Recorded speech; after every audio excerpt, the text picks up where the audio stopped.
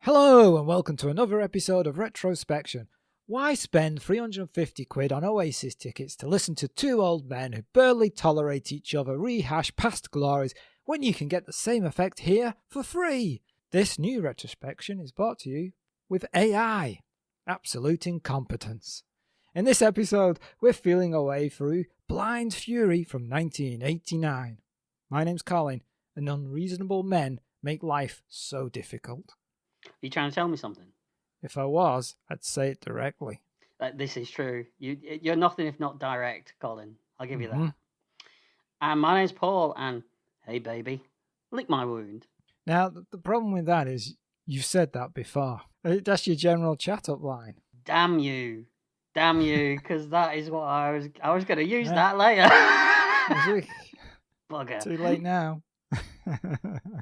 TMDB says a blind Vietnam vet trained as a sword fighter comes to America and helps to rescue the son of a fellow soldier.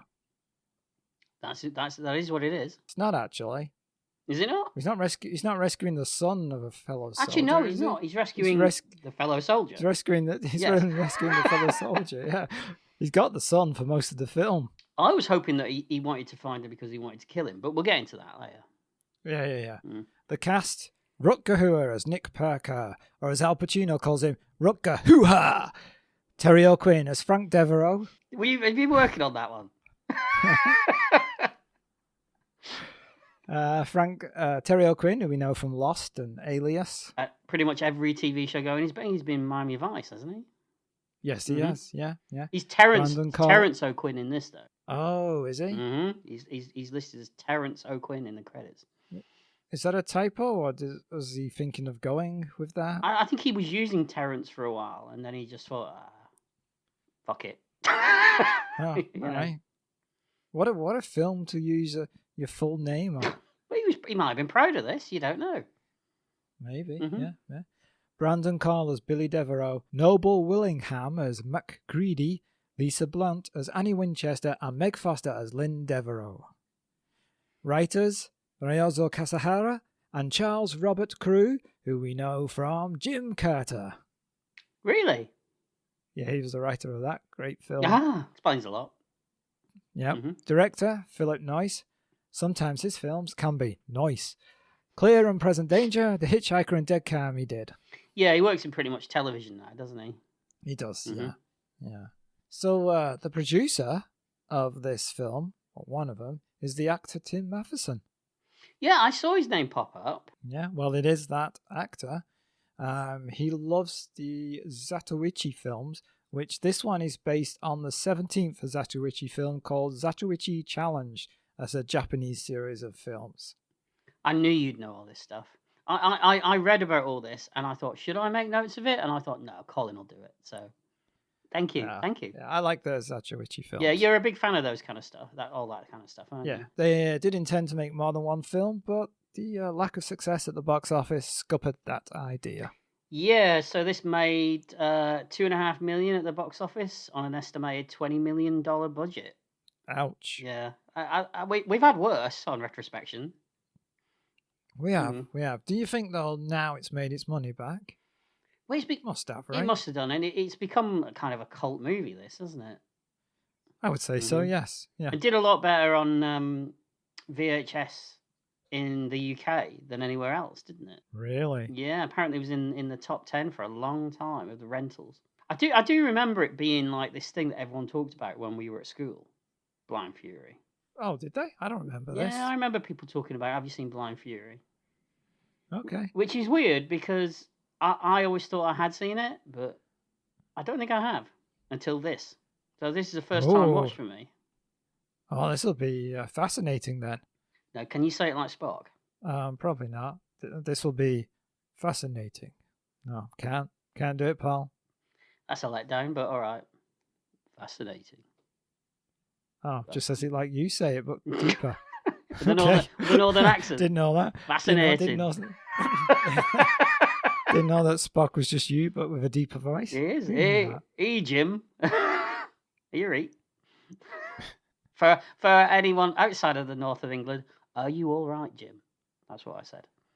Oh, thank you for translating. You're welcome. So do you have any more info? Rutger Hauer called this one of the most difficult jobs that he'd ever done because of all the sword training that he had to do. He strikes me as a man who prefers to breeze through his roles, Rutger Hauer. You think? Just turns up, does them, goes home? I don't know. I mean, we talked about this recently when we did... we were talking about Lindsay Wagner when we did Bionic Showdown. And Rutger Hauer is that same kind of actor where he always looks like he's putting minimum effort in. It's very easy what he does. It feels very easy. It's a very easy style of acting. Mm. It's watchable, though. He's always watchable. Yes. Okay. Apparently, he trained with an actual blind sword trainer. Now, you think you'd want a sword trainer who could see? That sounds dangerous, doesn't it? I think he did have a one that could see, but he also trained with a blind one as well, so they get the feel of it and how they would react. Maybe the guy wasn't blind until he trained with him. Till Rutger Hauer got in. It was just a big accident. Maybe. Now, I know that this will interest you because it's to do with Marvel. So both Rutger Hauer's character Nick and O'Quinn's character Frank are homages to Marvel characters Nick Fury, right, and Frank Castle, aka the Punisher. And if you think about it, really, there's lots of other similarities to things like Daredevil. Obviously, Daredevil himself because he's blind, and there's a character in Daredevil called Stick, who is a blind swordsman. Why is he called Stick? Because he's got a stick, not a sword. It's a stick that turns into. It's a stick that turns into a sword, much like this, actually. Yes. Okay, all right. So it literally is this. Apparently, the temperature was so hot during shooting that the producers ended up buying a 3-foot swimming pool for the cast and crew to use. 3 foot? 3 foot. Are you sure about that? No, I'm reading it back. No. maybe 30 foot? I don't know. I wrote 3 foot, so I think we can safely say it's not 3 foot. That's a bucket, isn't it? Yeah. I mean, you'd fit in one. Would I? You'd fit in a 3 foot swimming pool. You could do a couple of laps. Steady on. I don't know about that. Well, yeah, because you get tired after the first 2. This is true. You've got to keep the energy up, you know. Mm-hmm. Let's just say he bought a swimming pool. Yeah. Let's leave it at that. Yeah. Unless it's one of those like inflatable round ones that you used to have when you was a kid. I've still got one of those. Yeah, not surprised. Yeah. And that's all I've got because there wasn't a lot out there. No, that's true. All right, let's get on with the film.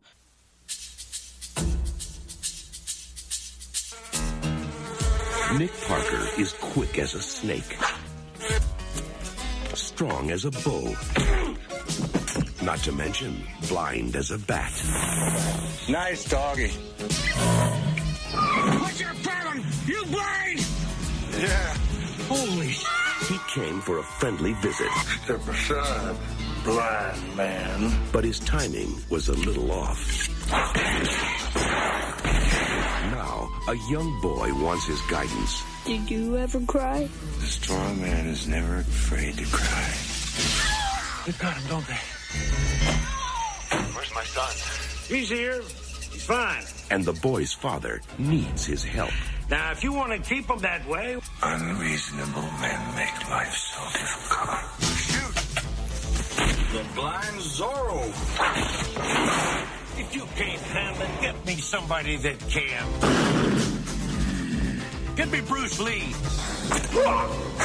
Bruce Lee is dead. Then get his brother. Rutger Hauer. I also do circumcision. Blind Fury.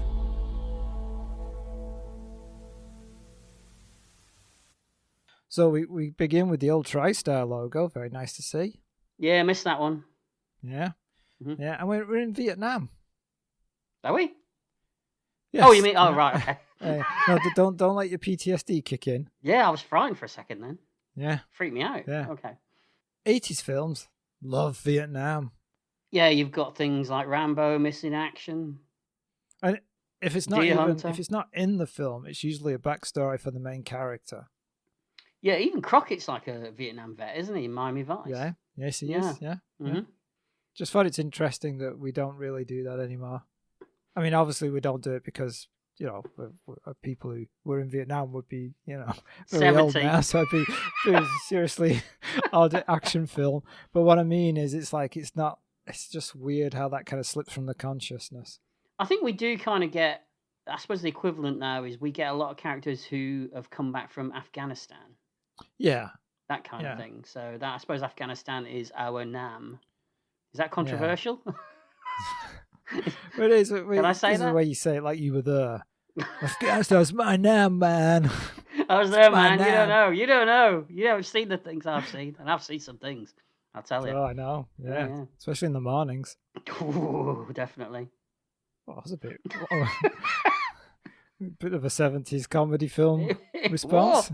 Oh, yeah. It's like a milkman who's just delivered 2 pints. Whoa. Right, let's move on quickly. It was a good manly sound effect when the titles slammed together and it said Blind Fury. I like that. You did? Yeah, you enjoyed that? Yeah. Solid. And it's yes. it's very refreshing as well that we don't have to go through about 10 different production company logos before you get to the... Because that's the thing now, isn't it? Because that's how movies are made now. I get it, but we just 15 of them are Chinese. Oh, there was a movie that I saw recently. It was a horror film. It was the Late Night with the Devil, which is a great movie. I really enjoyed it. But there was about 17 production company logos before the movie even started. And the movie was only like about an hour and 25 minutes. And I think 10 minutes of that was these logos just slamming together. Well, the fact that you said you enjoyed it was a good movie is kind of ruined the theory I was going to come up with, because I always feel that the more production companies a movie has, the worse the movie is. Because I always see it there and go, oh. I think coming up. Do you not think that is how sort of mid-budget movies can only get made these days? Is by having all these different companies involved? Yeah, it's possible. I can see that. Yeah. But it was nice that we didn't get that. Back then, it used to be a sign of, like, especially if it was European, like a joint British-European production companies, you'd be like, oh, no. Yeah. There was always a weird feel to those kind of movies as well, wasn't there? Like, yeah, a little bit amateur hour at times. Yeah. But like you said, nope. Just the one production company.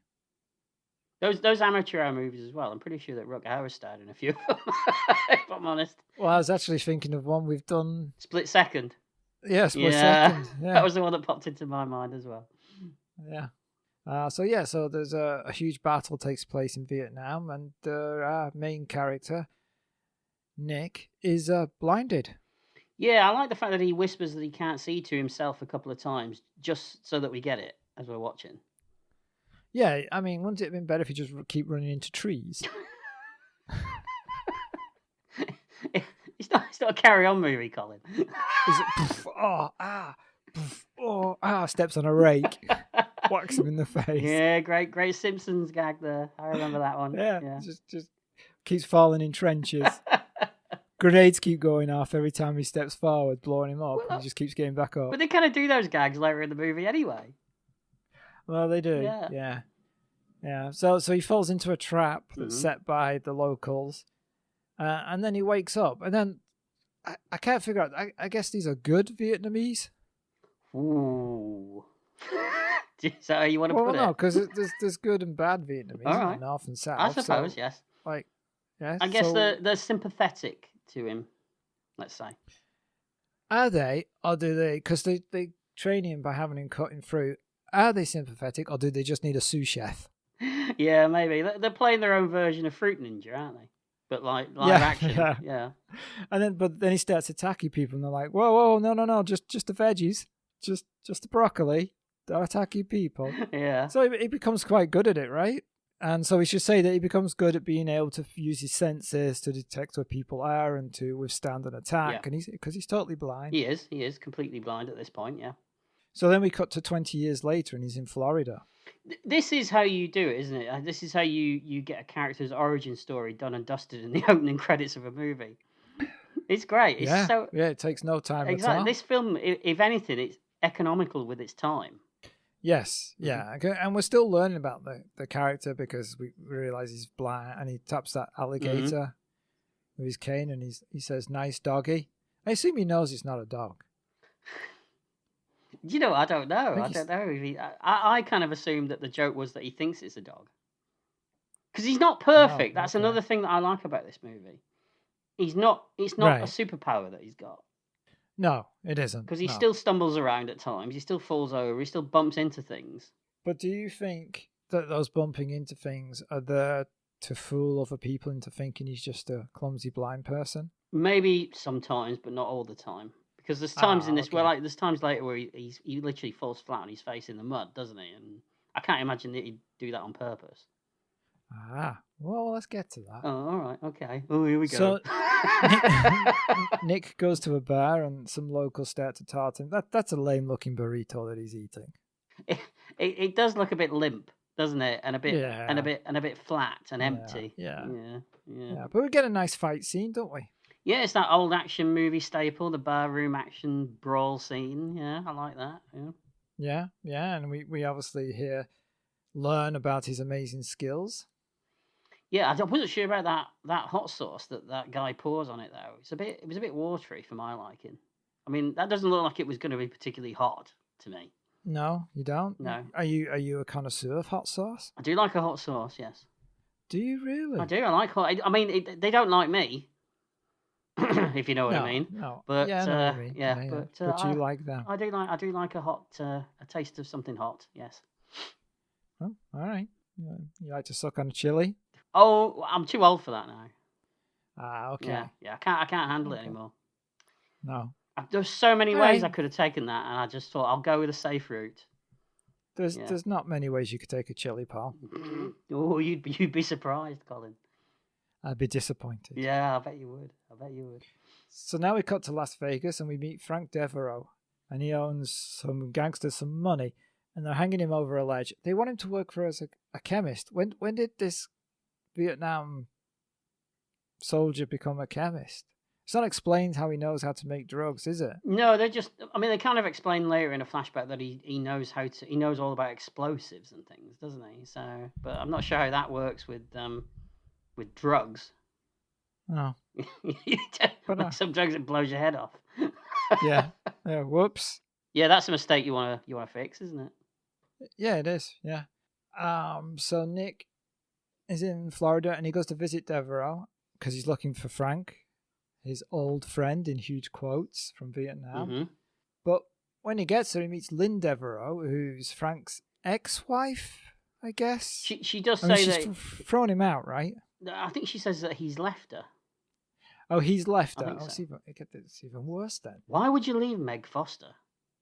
I don't know. I mean, just them eyes. I mean, they're a bit freaky, but you know. Okay. Well, they are, aren't they? And Lynn has a son. Frank has a son as well, and he's called Billy. And Billy has allergy issues. She says to him, "Go outside. The fresh air will be good for your allergies." I'm pretty sure that's not how it works, right? I'm pretty sure that will make your allergies Even worse. Yeah. And they are they're in the south, aren't they? They're in Florida. Yeah. So it's going to be bad if you've got allergies. Yeah. There's lots of flora and fauna out there, I would imagine. There is, yeah. I did like that she referred to Nick as vision impaired. It's very PC, even for the 80s. I like that. That was good. Yes. That was good. Yes. Yeah. It's interesting. Yeah. Well, you're very PC yourself. Of course, I am. Yeah, I am woke. You know this, right? Sometimes I think you're unconscious, let alone not woke. All right, some bad guys turn up disguised as cops. They want to take Billy, but end up shooting Lynn. Nick attacks them. Mm-hmm. One of the bad guys says before he jumps through a window, "That's not bad for a blind man."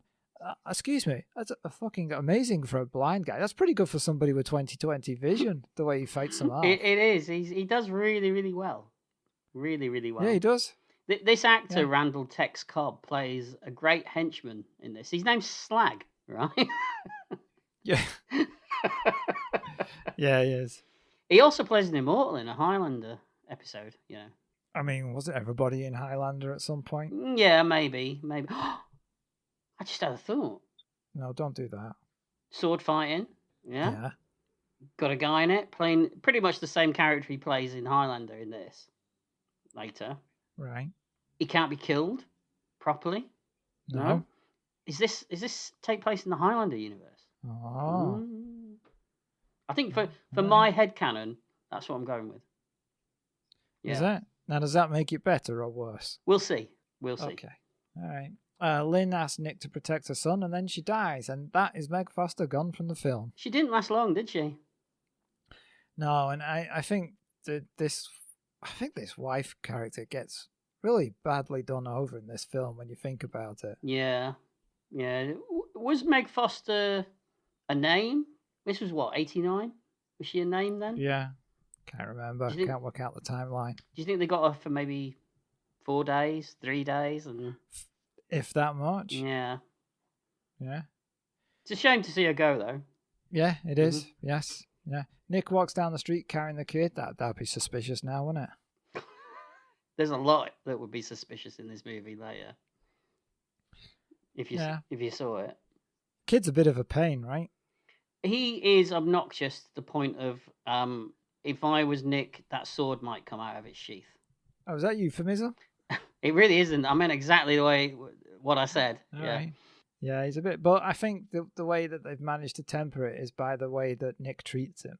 Yeah, he's offhand with him, but he kind of it's almost like he's doing it because he knows he's going to win him over eventually.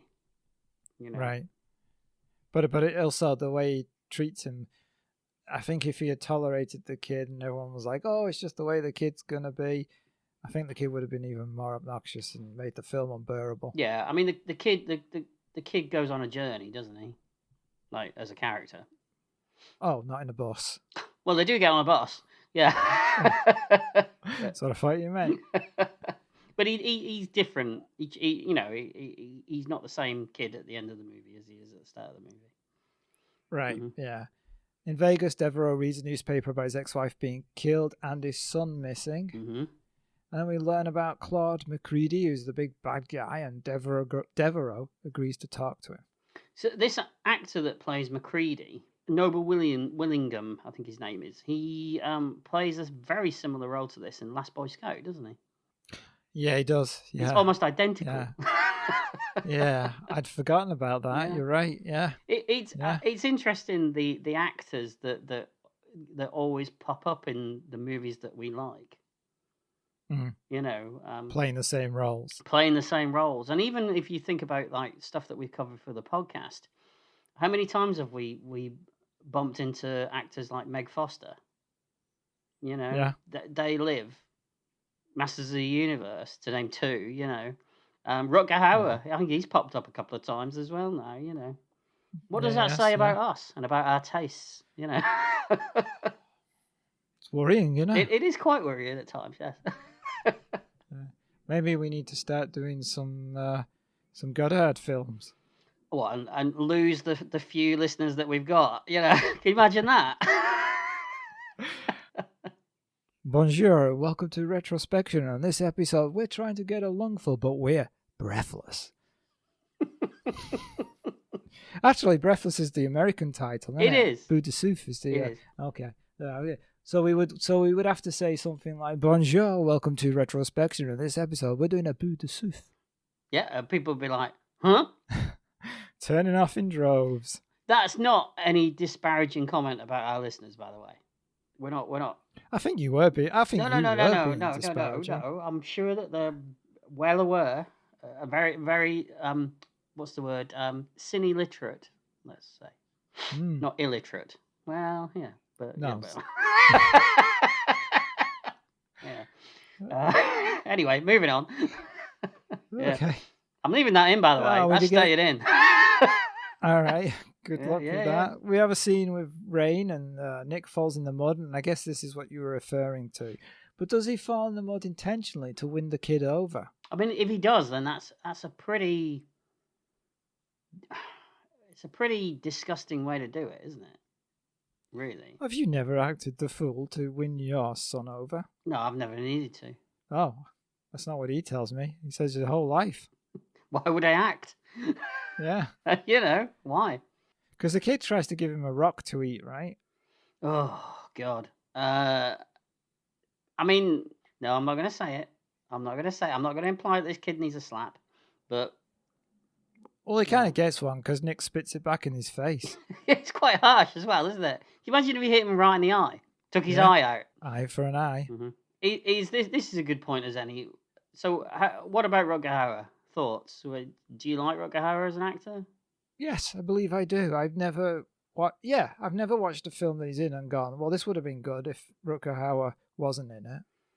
Sometimes I've watched a film and gone, well, the only reason this saving grace for this film is Rutger Hauer. Are you thinking about Split Second again? Maybe. Yeah. Oh, Kim Cattrall's in it as well. Oh, yeah, you're right. But yeah, I get it. He does bring something to even like the most terrible, and he's done some terrible movies. Yes. you know. I'd agree. He's kind of got that off the wall, intense quality as well, but with a little bit of humor thrown in. Kind of reminds me in some ways of Christopher Walken. Yeah, I get that. Yeah, I can see that. So you get a flashback to Vietnam. He made me laugh, and I kept him out of the stockade. It's like us, isn't it? Which one am I? Which one do you want to be? Well, obviously, the blind guy. Okay. Yeah. He's the cool one, isn't he? Is he? Really? Well, he's not blind at this point in the flashback, so, win-win. Yeah. He's true. cool, and Yeah. not that there's anything wrong with being blind, and I'm going to stop there before I dig myself an even bigger hole, because that seems to be what I'm doing tonight. So. Yeah, you're way down there. I know. Nick tells Billy that his dad did okay, but in reality, his father did a runner. Yeah, he basically runs out on him, doesn't he, in the middle of a battle? Yeah. Which is why Nick is blinded. This is why I was assuming that he wants to find him because he wants payback. That would have been a great ending, wouldn't it? Billy's like, oh, thank you for rescuing my dad. And then Nick just chops his dad's head off and leaves. I'd have respected it even more if it did that. The last shot is just Billy laying over his dead dad with his head rolling down the street, the rain coming down, and Billy going, why? Why? And there's just Nick walking off into the sunset. That would be great. Yeah. If they remade this now, that's what they would do. Because it would all be dark and gloomy and real, Yeah, that's true. Mm-hmm. Yeah. It makes it hard for a sequel, though. Oh, no, because then the kid goes looking for revenge. The kid is on vengeance, right? Yeah. 10 years later, because age doesn't matter in this movie, because Rutger Hauer and Terry O'Quinn haven't aged since Vietnam, 20 years later. Yeah, well, Vietnam does that too. Yeah, exactly. So, you cut to 10 years later, this kid's now 19, 20, 21 or whatever. He's boned up on the skills of sword fighting. He's trained with masters, goes looking for him. Rutger Hauer looks exactly the same as he did in this movie, There you go. You've got a whole universe there. You could keep that going forever. And then when they meet, Nick goes, you have an unfair advantage. And then Billy takes out this handkerchief and ties it around his eyes and goes, now we're equal. Oh, that's even better than the original, that. I'd watch that. But would Billy kill him at the end? I'm getting the feeling that they'd do that. We'd fight, but then we'd have to settle our differences because there's a bigger fish to fight. That only we can take down together, Okay, so he does the thing with that thing and says, now we're equal, right? And then something happens and they become friends. And then at the end of it, Rutger Hauer turns to him and goes, no, now we're equal. Yes. And then cuts his head off as well. Yeah. It's just so every film you're like, who's his head gonna get cut off at the end of this one? But by the time we get to the fourth one, we play with expectations. He doesn't do it. No. Right. He cuts his own head off. That's accidentally. Oh, It'd be blind fury, blind furious, blind bloody angry. Who'd have thought we'd have come up with an entire blind fury universe here? Yeah. Add it to the list. Okay, will do. We get another truck stop. Billy tries to call home, but Nick stops him and then tells him what happened. Long shot, silent with some music. Billy runs off. It's a good scene, right? Yeah, they do it without any dialogue, don't they? It's just a crane shot, pulling back, and you see, you get it. You see everything you need to see, and it tells you everything that's going on. Yeah, it's really good. Yeah, because and I should say, Noyce scene. You're gonna keep doing that. Yeah. It actually reminded me, do you remember in North by Northwest where Cary Grant has to explain everything that's happened, but of course you've just sat through it, so we don't want to see that. So they have the noise of the engine speeding it, so you don't hear that. It's kind of like that, right? Maybe that's where he stole it from. Yeah, maybe. No, not stolen. Homaged. Let's call it Homaged. Yes. Tarantino'd. That's right. That's a good, excellent way of putting it, yes. Yeah. Because Billy runs into a cornfield, Nick chases him, and some bad guys turn up. One of them grabs Billy. Nick listens to them moving or eating. Yeah, one of them's eating popcorn, isn't he? Yeah. Nick takes him out. You know that would be me, right? If I was in this gang. Yum. To be honest with you, they're hardly an elite unit, are they? I reckon even I could get in this lot. Probably could. They'd take me. Yeah. They'd take me definitely. How long was Snag waiting in that cornfield for someone to turn up? Well, he just got there. But how did he know that they were going to run into that cornfield? I mean, there's a whole gang of them waiting in this cornfield. There's a cornfield next to it. People always run into cornfields. Is that a thing, is it? Find me a film that's got a cornfield in it and nobody runs into it. Do it. Go on. I bet you can. All right. Okay. Bet you can't. Also, don't they follow Billy? Don't they see Billy running into the cornfield? But they're already in the cornfield. They grab him. No, because they go around the other way and get him. They're not all sitting in the cornfield eating corn. No, it never shows you them entering the cornfield. I just realised why he was eating popcorn, because the cornfield, it just dawned on me now. For some reason, I didn't get it. It just comes to me there. And I was like, oh yeah, that's why. That's funny. It's a solid action scene, though, right? It is. It's really good. Yeah, it's really good. Oh, most of the action in this is good. Surprised at the lack of blood. This is clearly aimed at a younger audience. There is a serious lack of blood in this film. There is, considering that he's using a sword and slicing arms and legs off. And especially considering the later Zatoichi films, they're very squirty. Mm-hmm. I think there's a little bit more of that towards the end, isn't there? But not a lot. Yeah. I think they could have R-rated this and gone. Oh, definitely. They might have done better if they had. Our version would be R-rated. Oh, definitely. We only make R-rated movies, don't we? That's true, we do. You wait until you see our version of Paddington. Whoa. It's not going to be marmalade, I'll tell you that. But I'll tell you who he is. Oh, dear. So, back at Bad Guy HQ, they're having a falling out because of Nick going around killing everybody. And then one of them says, "Get me Bruce Lee." And then he has to point out that Bruce Lee's dead. So then he says, "Get me Bruce Lee's brother." Barry Lee. Yeah. Do you remember when there used to be like this rumor that wasn't there a guy called Bruce Lee? Wasn't there a guy that was in lots of martial arts movies after Bruce Lee died called Bruce Lee? And then there was like this conspiracy theory that it was really Bruce Lee, that he'd faked his own death. But then why would you fake your own death and then carry on doing the same thing that would draw attention to yourself? Yeah, that would be weird. It was either that or people said he was his brother. But if he was his brother, surely his last name would be Lee, not Lie. Yeah. So it all collapses on itself. Unless Bruce Lee changed his name from Lie to Lee to westernize it. Could be, yeah. Mm-hmm. You don't remember Bruce Lee? No, I don't remember anything of this. I think it's just a cheese dream.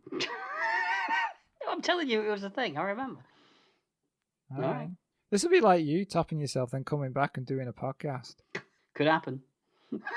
You never know. Yeah. You never know. Gonna pretend and then come back and just do another podcast called something else. You'd think you're out and then I'll pull you back in. I did that recently, didn't I? It's true.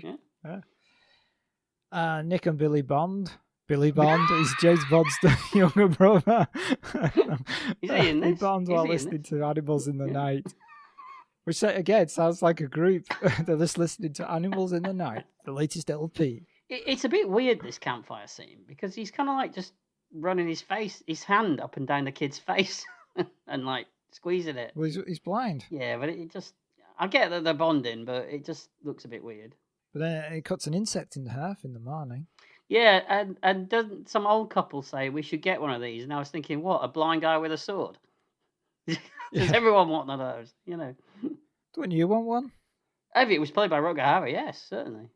Yeah. They go to Devereaux's apartment. Annie answers. So Annie is like, she's Devereaux's Side piece. girlfriend, side piece girlfriend that he's hooked up with. So think about this: Meg Foster, and then this Annie character. Terry O'Quinn's punching way above his weight in this movie, isn't he? Yeah, he is. Yeah. There's hope for us all. Yeah. Not all of us. But there are two guys in the apartment, and they knock out Nick, and they take the kid to McCready. But trust in a truck. Nick wants Billy to help them out, but Billy is scared.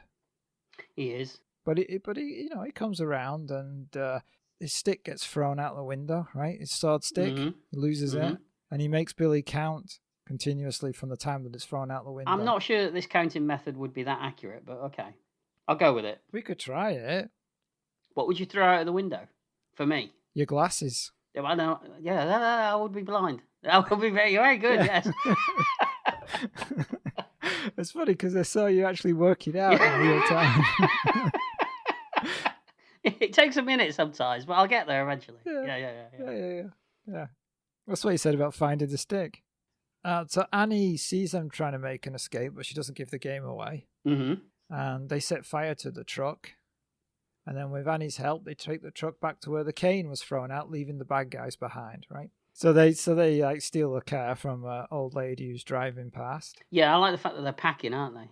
Guns, I mean. Packing. Yeah. Oh, not for vacation. No, it's suitcases. No. Yeah. Oh, the older ladies have got guns. You should point out. Yeah. Doesn't everyone in Florida have a gun? Isn't that how it works? I guess so. Yeah. They find the cane, right?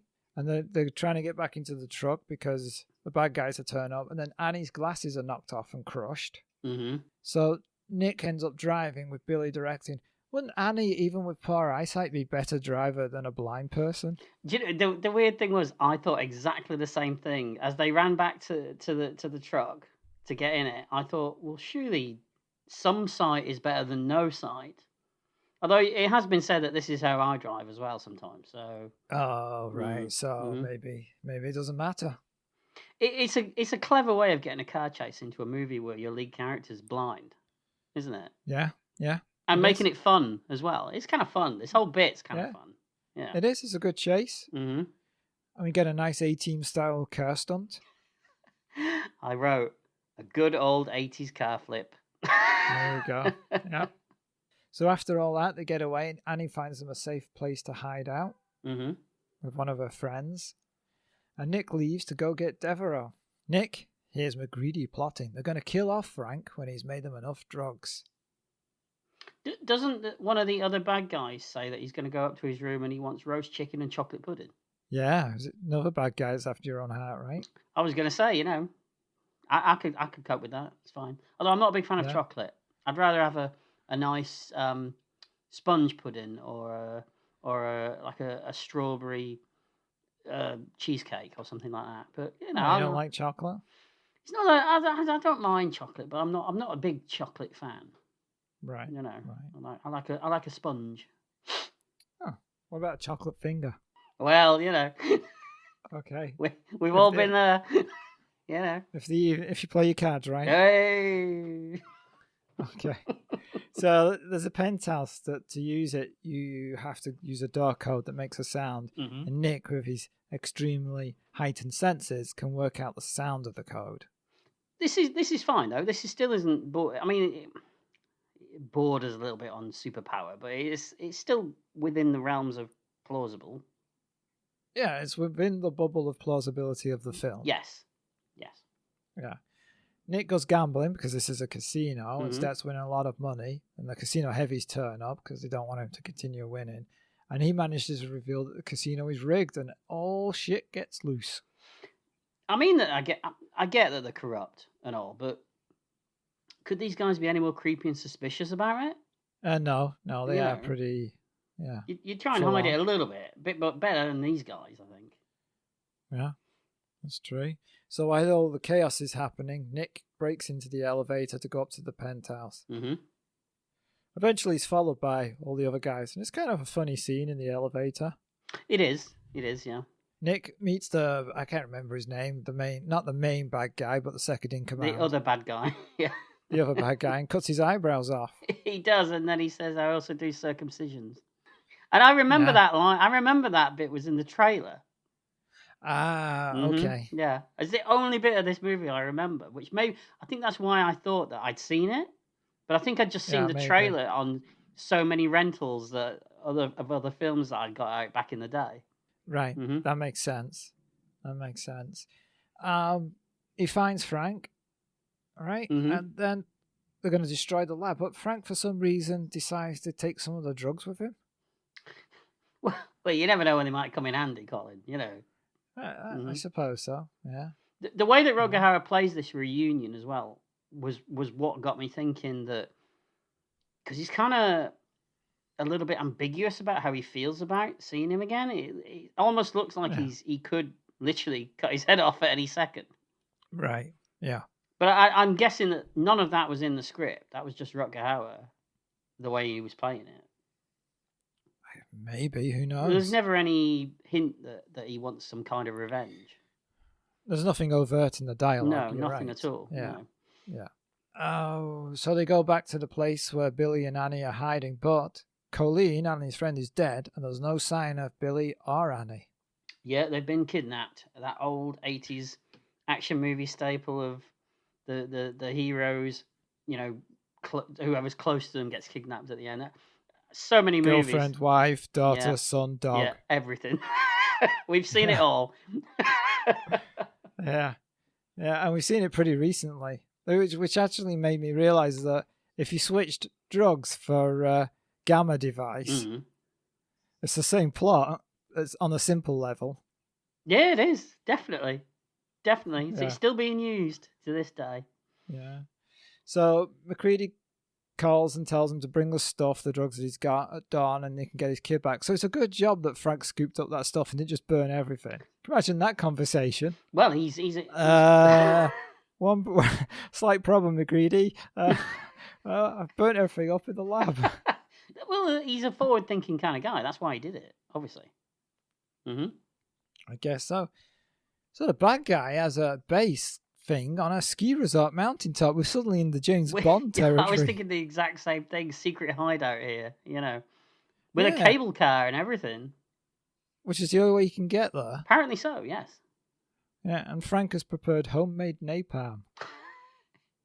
In bottles of beer. Yeah. I did like the little touch that when he was packing them in the cable car, he dropped one. Right. That was good. Yeah.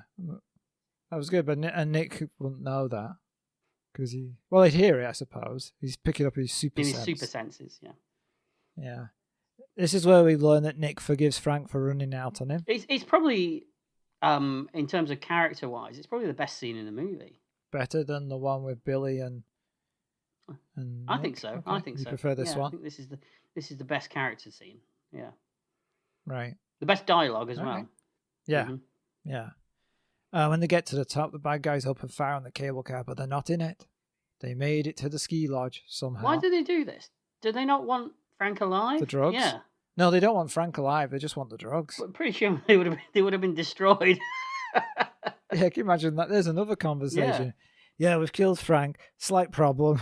We've blasted the drugs all over the cable car and out through the windows, through the holes. This is why you don't get a guy called Slag involved in it. You know? Yeah, that's true. That's true. Yeah.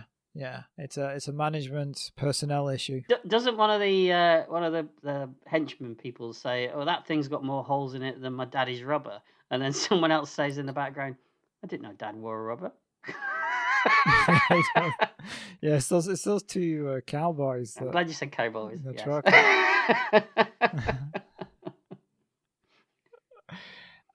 So Nick and Frank are in a corridor and they come under fire, and Frank does a runner again. He does, and the two cowboy people that we just talked about end up shooting each other, don't they? Yeah, they do.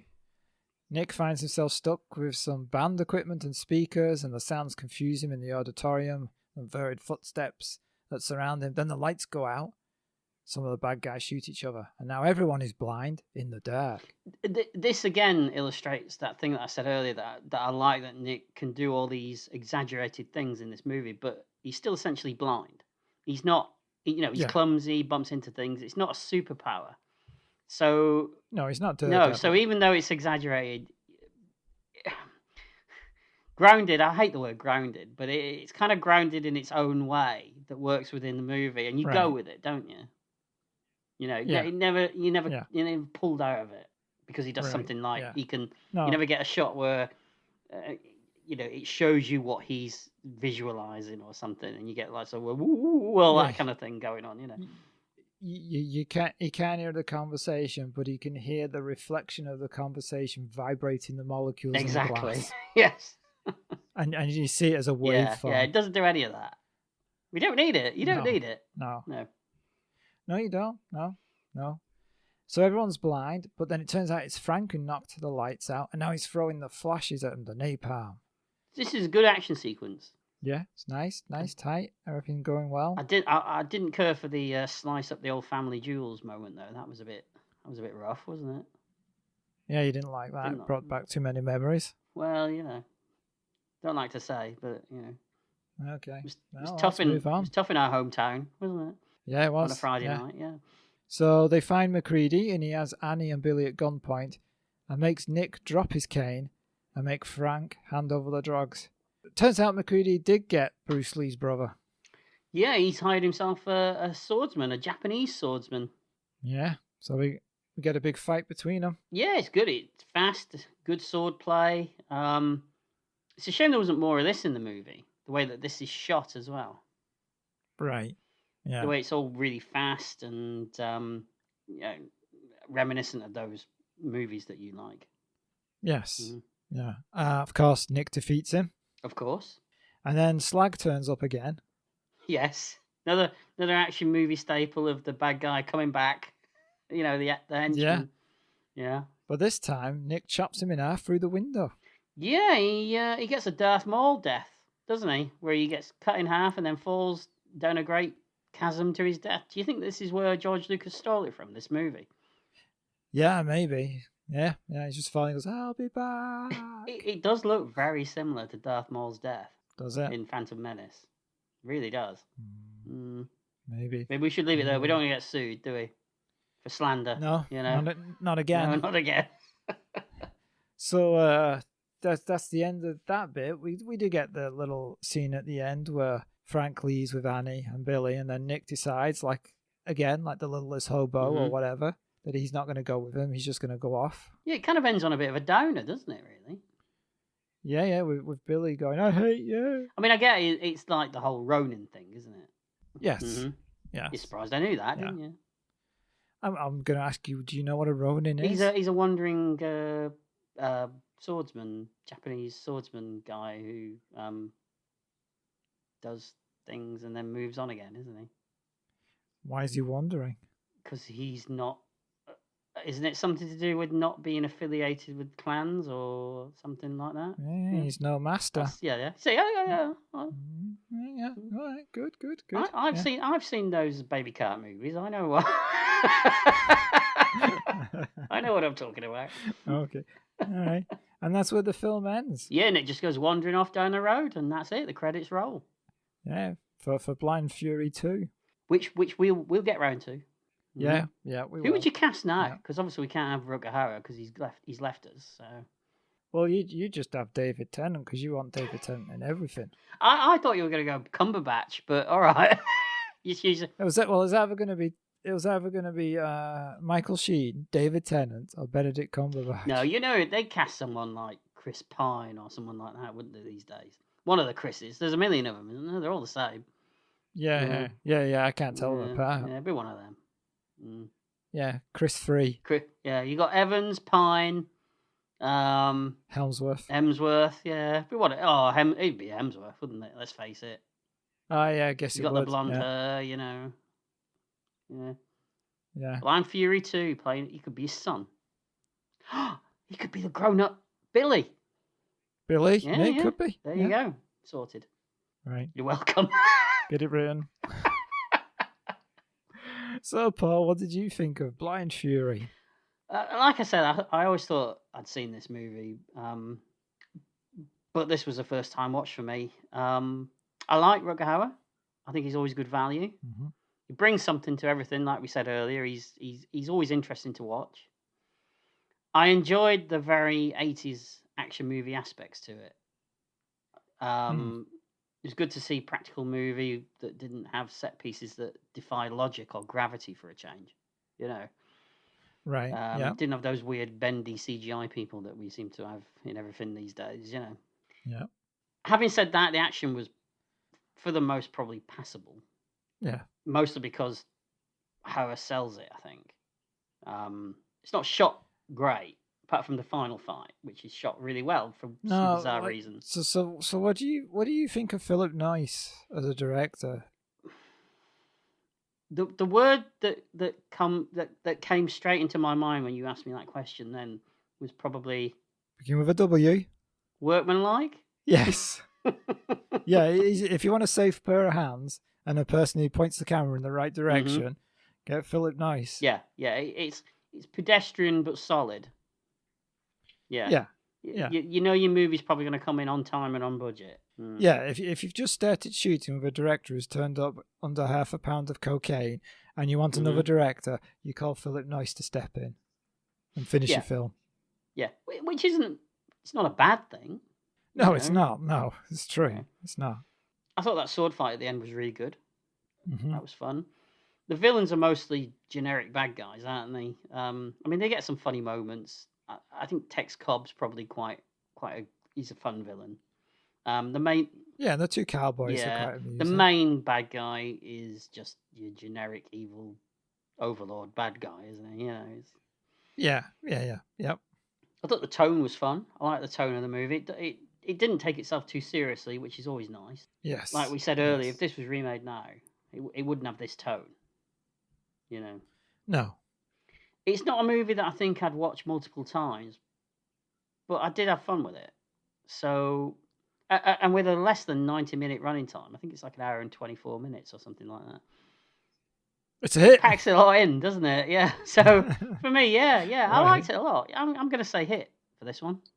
Yeah. Oh, okay. You? Is that it? You? What did you think, Colin? Is that better? Well, the plot of this film is as thin as the sword that Nick wields. It is. And like I said, it's the same plot, really, as the last production we watched, The Incredible Hulk Returns. But like you said, that 1 hour, 24-minute runtime is very lovely. I could see this as an 80s TV show, easily. Oh, yeah, definitely. It'll have that kind of Kung Fu feel to it, where he's going to move from... Or Incredible Hulk, where he's going to move from town to town helping people. Yeah. Yeah. Yeah, exactly. Yeah. Meg Foster's character is a waste of time. Nobody seems to care that she dies. Even her husband doesn't care that much, does he? There's no mention. And all you get is that one scene with Billy, and then afterwards, he doesn't seem to care. Yeah, I'll just go off with my dad and his new bit of fluff. That's fine. Doesn't no one cares. Doesn't Frank just read it in the paper and kind of go, oh, all right, anyway. Yeah, he does. Yeah. He literally does that, and Nick never mentions it to him. Yeah. So it's like the only reason she exists is because you couldn't have Billy on his own. Mm-hmm. So you needed to have a mother there. And then we need to dispatch her as quickly as possible. Yeah. Yes, because there's no room for her in the script.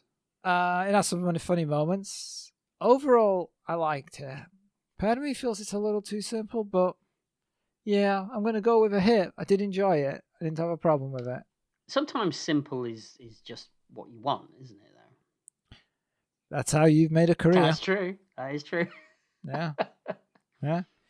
So that's 2 hits from us for Blind Fury. We've given other movies worse than this a hit on this podcast. Yes, you have. All right. Leave that one there. And on that note, are you feeling lonely, dejected, and that nothing in life has meaning? Well, if you support us via Patreon and help keep our old episodes online, then not only will you find your life suddenly becomes more worthwhile, you will gain the respect and the love of everybody around you. So don't do it for us. Do it for yourselves. You're worth it. And feel free to go to our Facebook page or Instagram and suggest what film or TV show you'd like us to do so we can ignore you. But for now... I'm worried about trading standards stepping in there, but all right. Bye.